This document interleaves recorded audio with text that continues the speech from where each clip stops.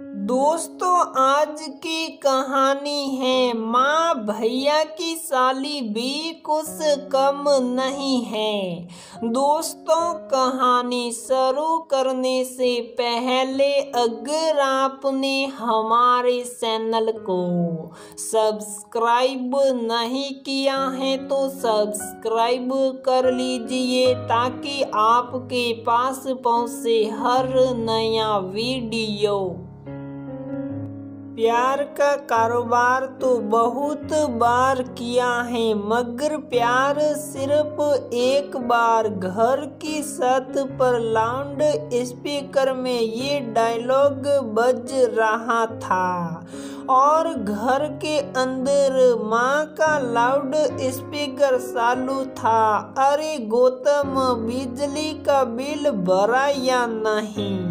शादी का घर है, ढेरों काम पड़े हैं, पर साहब ज्यादा से बस फिल्मों की बातें करा लो। माँ बड़बड़ा रही थी और गौतम कानों में ईयरफोन लगाए कोई गाना सुन रहा था। मैंने कहा, बिजली का बिल भरा या नहीं? ऐसा न हो बड़े भाई की शादी अंधेरे में हो।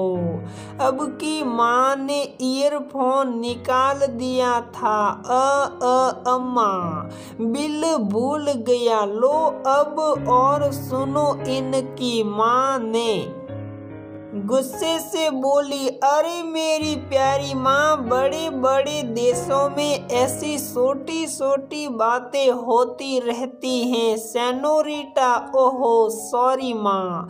सेनोरिटा के बच्चे, जा दराज से पैसे ले और बिजली बिल भर के आ। माँ, मैं आज भी फेंके हुए कपड़े नहीं उठाता।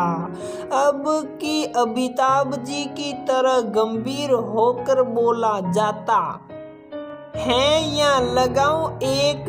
भीड़ हो जाएगी और तुझे लंबी लाइन में लगना पड़ेगा। माँ ने सांटा दिखाया। गौतम ने अमिताभ बच्चन की आवाज में कहा, जहां हम खड़े होते हैं लाइन वहीं से शुरू हो जाती है। कहकर गौतम वहां से भाग खड़ा हुआ।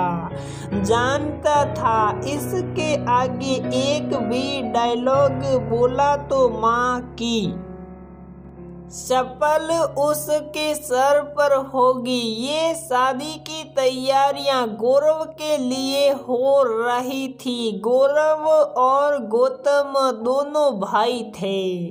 बारात दूल्हे को लेकर दुल्हन के घर पहुंच चुकी थी। बारातियों के स्वागत के बाद दूल्हा दुल्हन को मंडप ले जाया गया। शादी की रस्म तो अभी घंटों चलने वाली थी। ऐसे में दोनों तरफ के युवक युवतियों को अंतराक्षरी खेलने की सूझी। भाई, अंतराक्षरी तो खेलनी है, लेकिन थोड़ी अलग किस्म की। क्यों ना फिल्मी डायलॉग की अंतराक्षरी का मुकाबला हो जाए। दुल्हन की बहन सपना ने कहा। भाई, दुल्हन की बहन ने कहा है तो मानना तो पड़ेगा ही, लेकिन हमारी भी एक शर्त है कि डायलॉग सिर्फ राजकुमार जी के ही हो। गौतम के तो मन ही मन लड्डू फूट रहे थे, क्योंकि डायलॉग बाजी में तो वो उस्ताद था। उसे अपनी जीत का यकीन था। सभी रजामंद हो गए और दोनों टीम का नामकरण हो गया। टीम दीदी के देवर को गौतम लीड कर रहा था और टीम भैया की साली को सपना लीड कर रही थी। और शुरू हो गई। दोनों तरफ से डायलॉग बाजी। दीदी के देवर, आपके पाव देखे हैं, सुंदर हैं, इन्हें जमीन पर मत रखिएगा, मैले हो जाएंगे। भैया की साली, हम अपने कदमों की आहट से हवा का रुख बदल देते हैं। दीदी के देवर, शेर को सांप और बिच्छू काटा नहीं करते, दूर ही दूर से रेंगते हुए निकल जाते हैं। भैया की साली, इस दुनिया में तुम पहली और आखिरी बदनसीब कमीने होगी जिसकी ना तो अर्थी उठेगी ना किसी कंधे का सहारा, सीधे सीधा जलेगी। दीदी के देवर, और फिर तुमने सुना होगा तेजा की जब सिर पर बुरे दिन मंडराते हैं तो जबान लंबी हो जाती है। भैया की साली, अपना तो उसूल है, पहले मुलाकात फिर बात और फिर अगर जरूरत पड़े तो लात।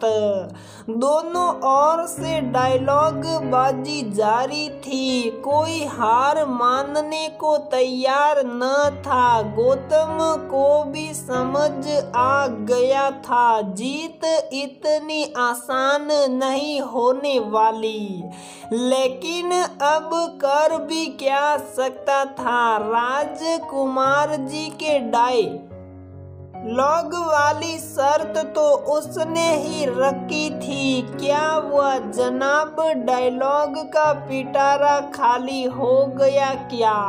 सपना ने चुटकी ली और हंस पड़ी। गौतम को जाने क्यों उसकी हंसी बड़ी प्यारी लगी।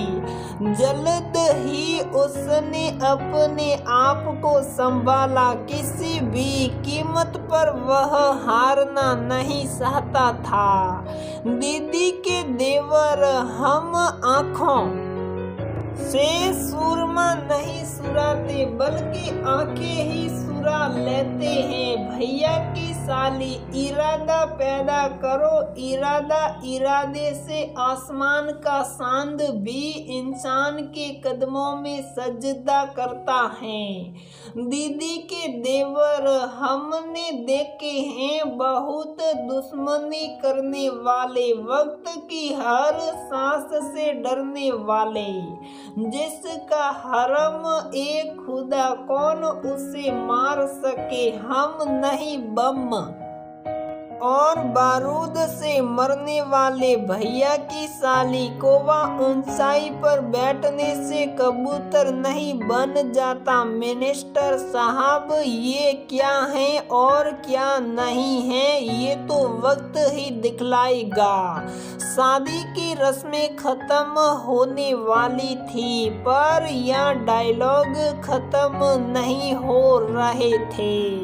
गौतम समझ चुका था भैया की साली भी कुछ कम नहीं है। अब तो बस कुछ गिने सुने डायलॉग ही याद आ रहे थे। हार तो निश्चित तौर पर होनी ही थी।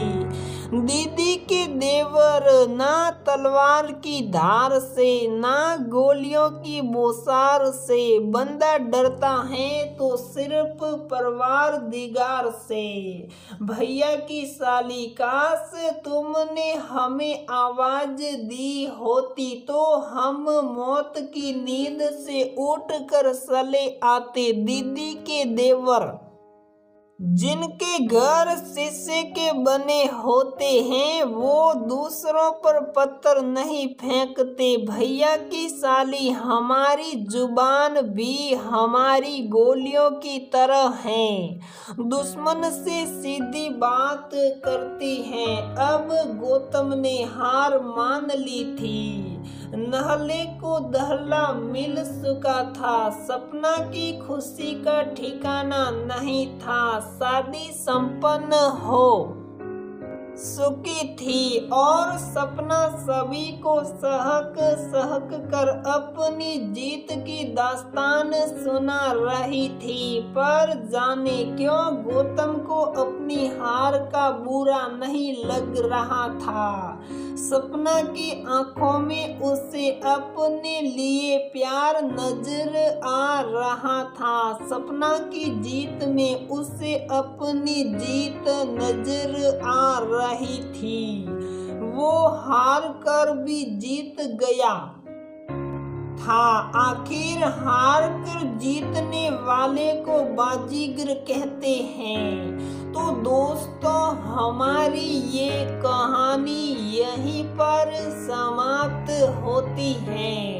अगर आपको हमारी ये कहानी पसंद आती है तो प्लीज वीडियो को लाइक करें, शेयर करें और हमारे चैनल को सब्सक्राइब जरूर करें।